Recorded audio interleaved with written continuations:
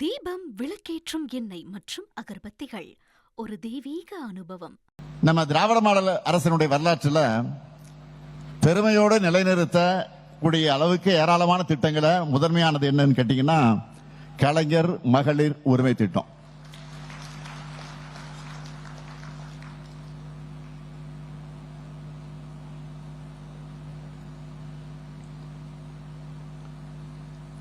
அந்த திட்டத்தை பொறுத்த வரைக்கும் சொல்லணும்னா 1,13,75,000 மகளிர் பயன்பெற்று வந்த இந்த திட்டத்தில் தங்களுக்கு உரிமை தொகை வழங்கணும்னு ஏராளமான மகளிர் கோரிக்கை வச்சாங்க. அவங்க கோரிக்கை மனுக்களை எல்லாம் பரிசீலிச்சு கொஞ்சம் இருந்த விதிகளை கூட தளர்த்தி இலங்கை தமிழர் குடும்பங்களைச் சேர்ந்த 14,000 சகோதரிகள் உட்பட 16,94,339 சகோதரிகளுக்கு கூடுதலாக கடந்த 2 மாதங்களாக அந்த உரிமை தொகையை வழங்கிட்டு இருக்கோம். இந்த முகாம்களை பயனடைஞ்ச பலரும் நம்ம அரசுக்கு நன்றி சொல்லிட்டு இருக்காங்க. தேவையற்ற தாமதங்கள் இல்லாம விரைவா அந்த கோரிக்கைகளை நிறைவேற்றி தந்தது குறித்து நினைவுபடுத்தி சொல்லணும்னா,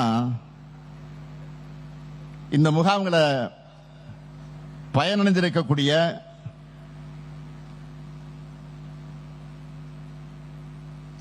சிலர் பேசிய அந்த குறிப்புகளை, தொலைக்காட்சியை பார்த்த அந்த செய்திகளை நான் இங்கே நினைவுபடுத்த விரும்புகிறேன்.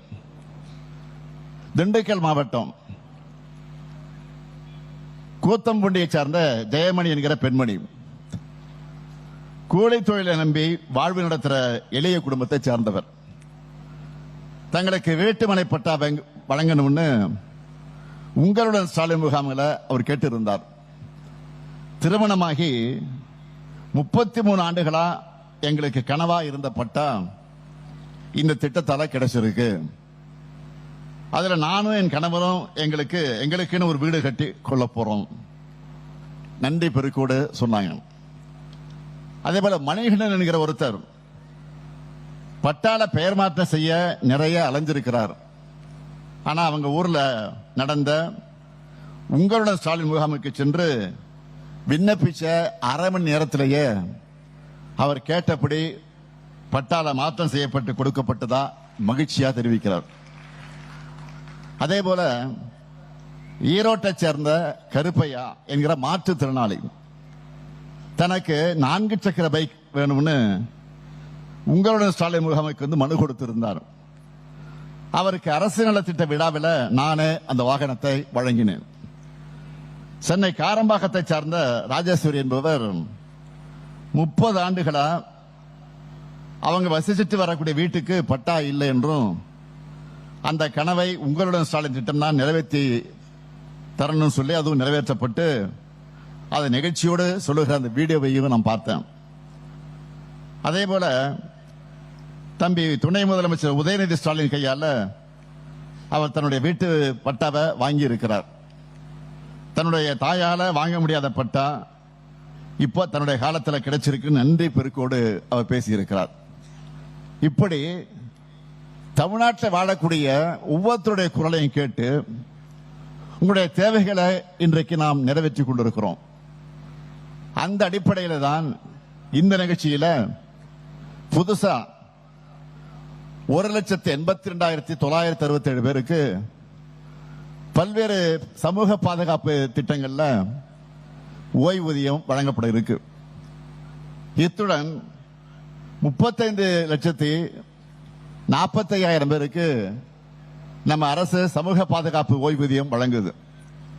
அது மட்டுமல்ல, இது டிஜிட்டல் யுகம். இப்போ அதுவும் ஏஐ கோலச்சக்கூடிய காலம். இப்போ அதுக்கேற்ற மாதிரி அப்டேட் ஆகணும், அரசும் அப்டேட் ஆகணும், மக்களின் அலைச்சல் குறையணும், டைம் சேவ் பண்ணணும். அதுக்காகத்தான் அரசு அலுவலர்களுக்கு போகாமலேயே அரசு தேவைகளை சேவைகளையே இருந்த இடத்திலே இருந்து பெறக்கூடிய வகையில் நம்ம அரசு என்ற பெயரால வாட்ஸ்அப் சேவையை போன மாசம் தொடங்கி இருக்கிறோம். இதன்படி பாத்தீங்கன்னா 78,452,525 என்ற நம்பருக்கு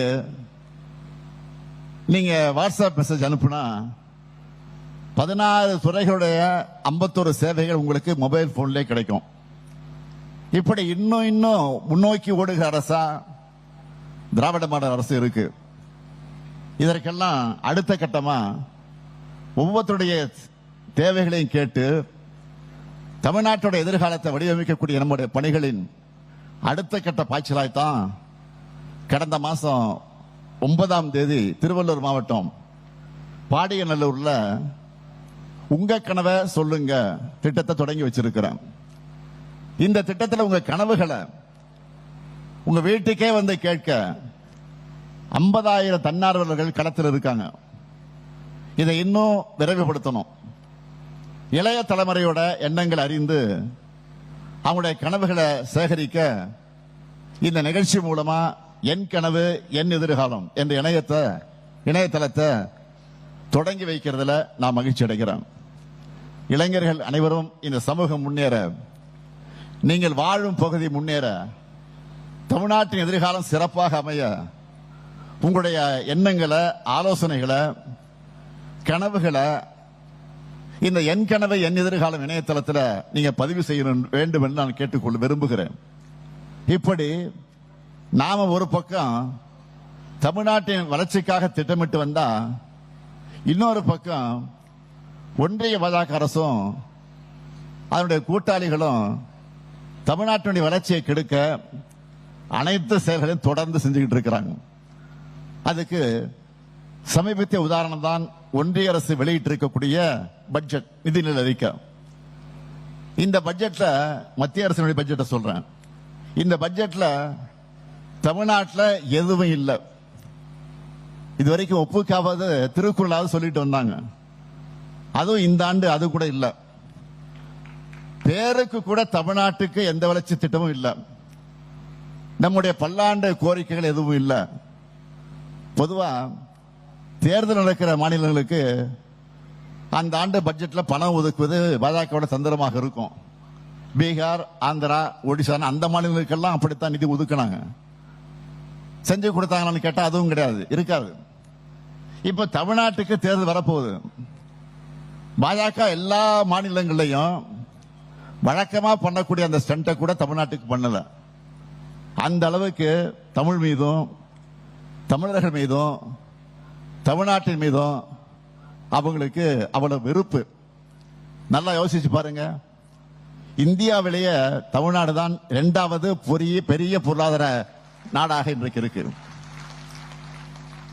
நாட்டிலேயே அதிகமா நகர்மயமான மாநிலம் தமிழ்நாடு தான். அதிக தொழிற்சாலைகள் கொண்ட மாநிலமும் தமிழ்நாடு தான் இருக்கு. இந்தியாவுடைய வளர்ச்சிக்காக நாம இந்த அளவுக்கு கடுமையா உழைச்சிட்டு இருக்கிறோம். இப்படிப்பட்ட மாநிலத்தில் புதிய நெடுஞ்சாலைகள், ரயில்வே வழித்தடங்கள், மெட்ரோ ரயில்கள்னு ஏராளமா உட்கட்ட வசதிகள் தேவைப்படுது. ஆனா ஒன்றிய அரசுக்கு வரி வருவாயை வாரி வழங்குற நம்ம மாநிலத்துக்கு மிக மிக மிக சொற்பமான பங்கை தான் திருப்பி தராங்க. 11 ஆண்டுகளா சிறப்பு திட்டங்களை அறிவிக்காம வஞ்சிக்கிறாங்க. ஏன் இப்படி? ஒருவேளை தேர்தல் முன்கூட்டியே அவங்களுக்கு தெரிஞ்சு எப்படியும் துறக்கத்தானே போறோம், இவங்களுக்கு எதுக்கு நிதி ஒதுக்கணும் அப்படி நினைச்சிருக்கலாம். அதான் உண்மைதான். நாம தான் வெற்றி பெற போறோம், அது எந்த மாற்றமும் கிடையாது. அடுத்து உங்க ஆதரவோடு அமைய போறது திராவிட மாடல் 2.0 அரசு தான். அடுத்து அமைய உள்ள நம்ம ஆட்சி இன்னும் பல திட்டங்களை நிறைவேற்றுவோம்.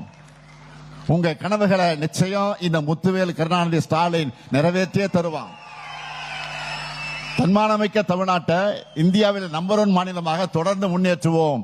வெல்வோம் ஒன்றாக என்று சொல்லி விடைபெறுகிறேன். நன்றி, வணக்கம்.